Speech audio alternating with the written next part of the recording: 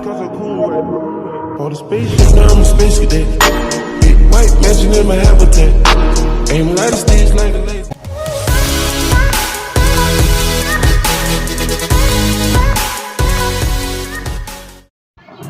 Hai teman-teman, di video kali ini saya akan menjelaskan materi sosiologi tentang sejarah dan ruang lingkupnya. Teman-teman sudah pada tahu tidak apa sih sebenarnya itu sejarah dan ruang lingkup? Pengertian sosiologi.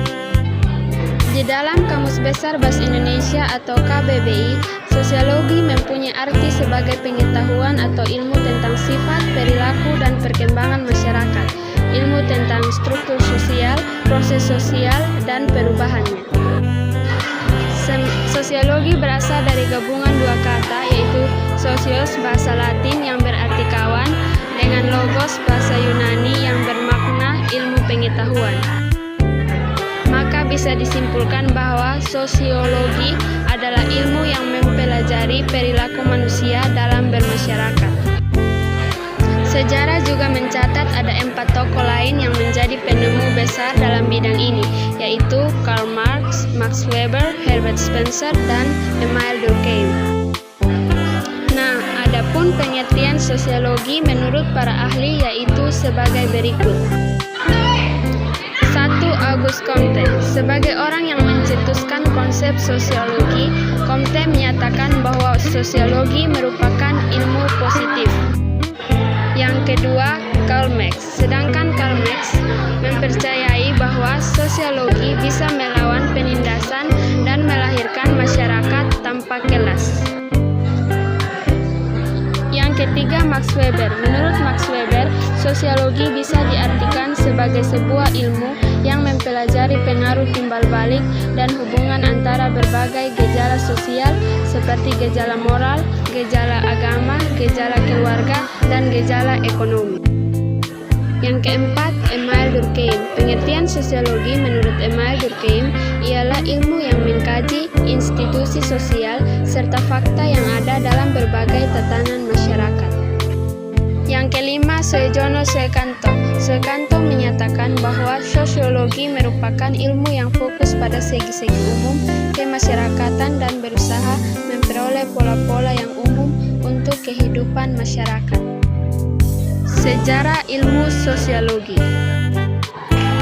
Meski disebut sebagai ilmu yang mempelajari masyarakat, kemunculan sosiologi masih tergolong baru, bahkan jika dibandingkan dengan ilmu pengetahuan mengenai masyarakat itu sendiri. Oleh karena itu, sosiologi juga dikatakan muncul sebagai hasil dari perkembangan ilmu pengetahuan manusia. Ruang lingkup sosiologi. Ruang lingkup sosiologi sendiri sangat luas karena mencakup hampir seluruh bidang yang ada dalam kehidupan masyarakat, seperti ekonomi, pendidikan, politik, agama, atau kebudayaan. Dengan kata lain, ilmu ini juga mencakup interaksi sosial yang terjadi antara individu dengan individu, kelompok dengan kelompok, serta individu dengan kelompok. Tetapi pada hakikatnya sosiologi sebagai ilmu yang mempelajari struktur sosial memiliki 3 ruang lingkup utama, yaitu 1. Ilmu sosial. Sosiologi bukan bagian dari ilmu alam atau ilmu pasti yang menyangkut perbedaan isinya. Sebaliknya, sosiologi adalah ilmu yang kategoris atau hanya fokus kepada apa yang sedang terjadi, bukan apa yang seharusnya terjadi atau sudah terjadi. Yang kedua, ilmu murni. Sosiologi juga merupakan ilmu pengetahuan yang murni karena tujuannya adalah untuk mendapatkan pengetahuan yang dalam tentang masyarakat, bukan untuk menggunakan pengetahuan tersebut kepada masyarakat. Yang ketiga, ilmu abstrak. Sebagai ilmu pengetahuan, sosiologi juga termasuk ilmu abstrak atau tidak konkret. Artinya, dia memperhatikan bentuk serta pola peristiwa yang ada di masyarakat. Jenis-jenis sosiologi.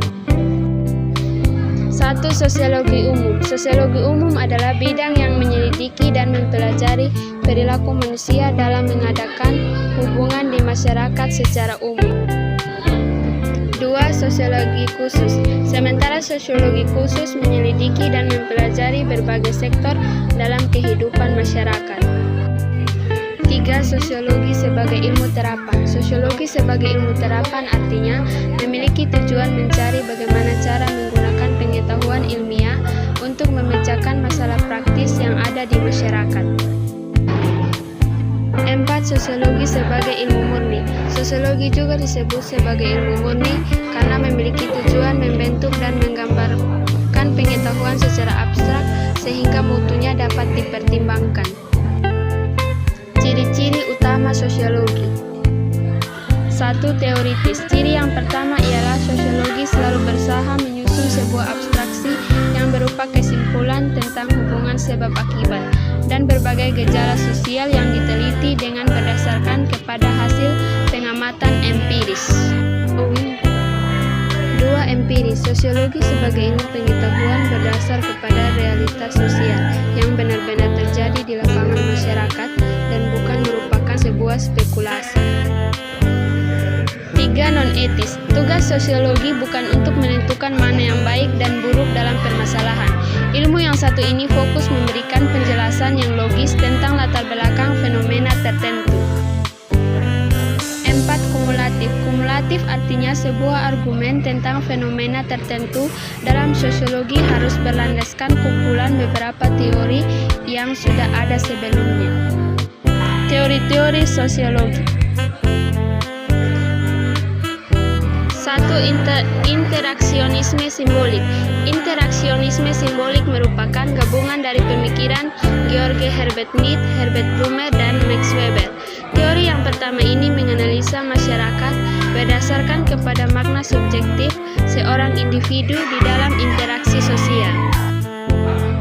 2. Konflik. Teori konflik berasumsi kepada perbedaan dalam kepentingan yang dimiliki oleh kelas-kelas sosial sehingga menghasilkan sebuah relasi sosial yang sifatnya konfliktual. 3. Fungsionalisme struktural. Teori yang terakhir lahir dari Emile Durkheim. Dia memiliki imajinasi bahwa masyarakat merupakan organisme yang terdiri dari berbagai macam komponen. Komponen-komponen ini saling mempengaruhi satu sama lain sehingga bisa berfungsi terus-menerus. Sosiologi dan akal sehat. Akal sehat adalah pertimbangan yang masuk akal dan berlandaskan pengalaman seperti firasat, dugaan, serta kebenaran yang kebetulan ditemukan. Karena itu, akal sehat tidak berdasar kepada pembuktian ilmiah. Sebagai contohnya, pernyataan anak laki-laki lebih berani daripada anak perempuan bisa dianggap benar karena bisa diamati dalam kehidupan sehari-hari. Oleh sebab itu, kesimpulan yang berdasarkan kepada akal sehat masih banyak ditemui di dalam masyarakat.